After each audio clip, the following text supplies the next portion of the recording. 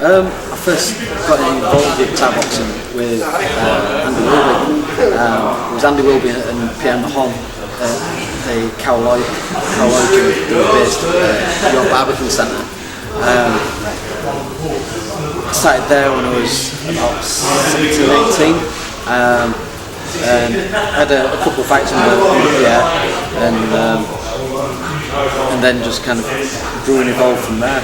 I was already planning to go travelling because I was into surfing at that time. So we had like a round the world trip already planned, and because I'd only just started Thai boxing, what I was looking at doing was get some opportunities to train in Thailand and stuff like that as well. So I've always been dropping in and going to Thailand pretty much every year since I started Thai boxing.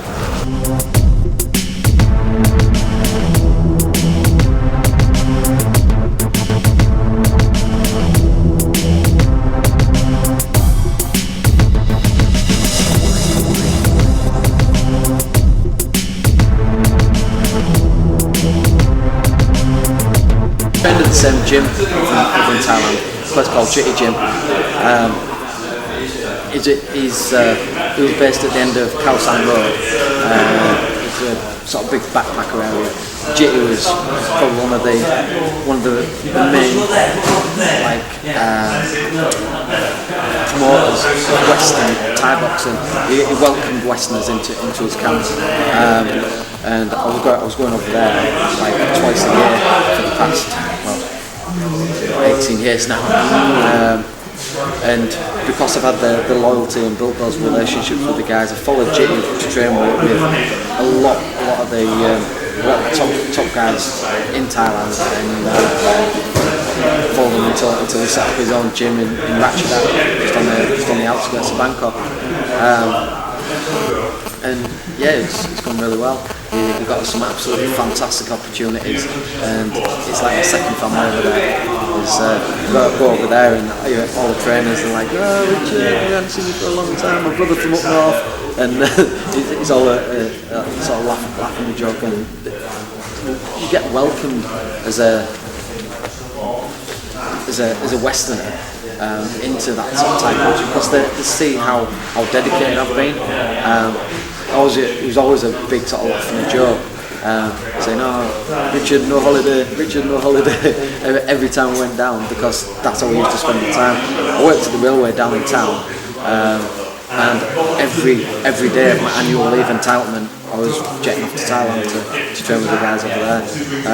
Literally, I had no holiday for the first 15 years of my Thai boxing career, because that's always just spending all my spare time getting up to Thailand."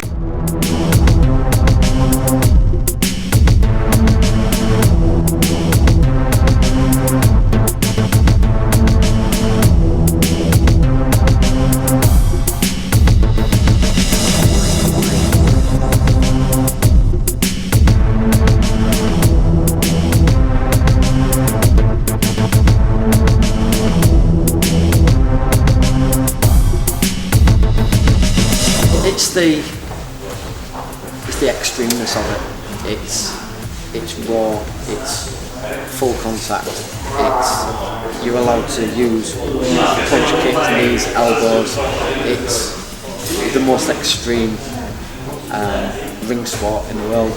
I mean, there's different styles of martial arts, and I see martial arts on a whole. I used to see it as a kind of sliding scale from one extreme to the other. So you'd have sort of Tai Chi at one end, and then like Thai boxing and Jiu-Jitsu and Brazilian Jiu-Jitsu and stuff at the other.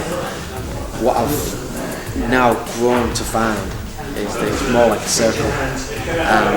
I introduce Tai Chi and yoga and things like that within my Thai boxing training, because it's all about creating that balance. It's important that you create and establish the balance between the benefits of doing all these fantastic sports. And if you concentrate on sort of muscular strength all the time, the muscles shorten, you reduce your flexibility. That's why it's important to do things like yoga and tai chi and have the relaxation that goes along with it. And this is where the nice little kind of segue is with star performance mind coaching, getting the degree of relaxation and meditation and the mental side to the sport, as well as the competitive side.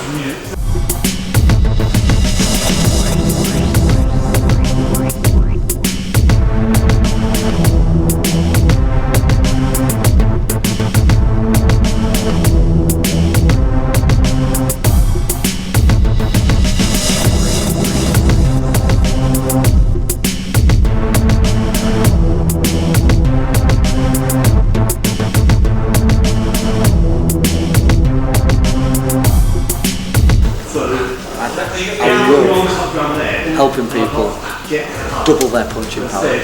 I love helping people double the kicking power in the space of a lesson or two.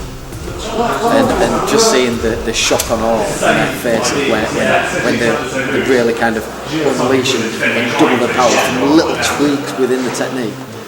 I mean, I've spent over pretty much 20 odd years now within Thai boxing, learning the art of Thai boxing and learning the intricacies of what it takes to kick that a little bit harder, punch that a little bit harder, have the degree of calmness when under fire. Well, I mean, you've seen how I teach tonight and learning how the psychology of sport and being under pressure and still being able to perform is integral with what we do.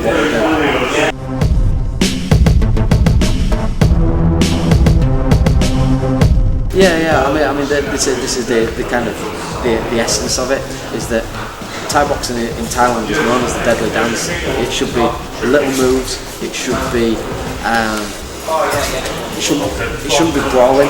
It's not swinging wild punches. It's fighting and making it look easy. So a little off balance and a little exploitation of them overcommitting will make them fall off balance. If your partner's getting startled, tell him puts his hands up here, up there, and I notice him kind of blinking and pulling back, okay? It means that I'm doing something wrong, okay? Not him. Should be here and there. So notice that he's keeping his eyes open, eyes strong, keeping his composure, keeping that body position, so next time when I come in and start boxing, he can lift up that push kick the way, okay? It's learning timing and learning automatic responses. Kind of tweaks that if you don't know, then it's like, why is he so much better? Why am I falling all over the place when I'm trying to hit him? How has he been made to look so good? Why am I looking so clumsy? And if you don't know the techniques, then you don't know the techniques, and that's what I'm sharing here, is these almost trade secrets that I picked up from 20 odd years of training in Thailand and training with some of the best guys in the world.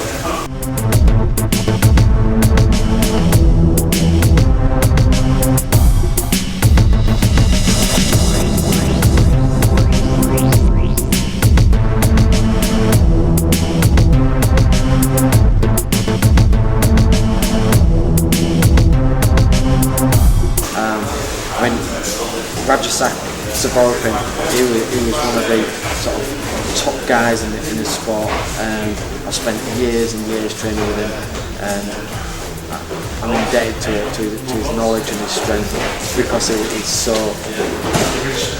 powerful in what he does. I mean, he's about the same height as me. He's about 62 kilos. He's thin and wiry, and there's stories of training of him Jiu-Jitsu gym when he was based out of Kyrgyzstan. They used to have like Westerners and travellers coming in all the time saying they wanted the story to tell of training in Thailand and fighting Thai boxing in Thailand. Oh, I fought a Thai boxer. So they used to go into the gym and say, oh, which one of the trainers can I fight? And they'd come out, and the Thai guys, the Thai natural kind of structure, body structure is short and stocky and powerful. So all these old Thai trainers used to come out with kind of scar tissue all over the foreheads, but stocky and just kind of meaty units. And then Brad just would come out with this tall, gangly, wiry looking fella, and they'd go, I'll pick the little skinny dude. Probably the worst one to pick. I mean, he used to just soak it up and wait for him, and then G would say, okay, that's it, knock him out now. And just step back, throw the kick, knock out, good night behind it. And it was that's as kind of ridiculous as it was. I mean, they're living a very like Trojan lifestyle, a very Spartan lifestyle, in the fact that they're fighting every day. It's a lifestyle, it's a choice. And they're fighting for the food every day, and it's that kind of intensity that means that they reach the levels of what we're doing. So this is what I enjoy, is kind of sharing these stories, sharing this experience, and sharing the knowledge. Okay, so we're there. Jab cross hook, catch, make sure that we're covering, keeping the backhand up, stay away from that swinging arm. To be fair, I'm loving it. It's just like I was saying, just seeing people grow and develop and turning from having that kind of rawness and that kind of game attitude where they want to step in and have a bit of a look, saying, well, it's not about having a look, it's about fighting and making it look easy, making the other person look injured, knowing how to score, knowing how that it's about balance, it's about effectiveness. It's not about just swinging wildly and having a brawl. It's about learning the technique properly, effectively.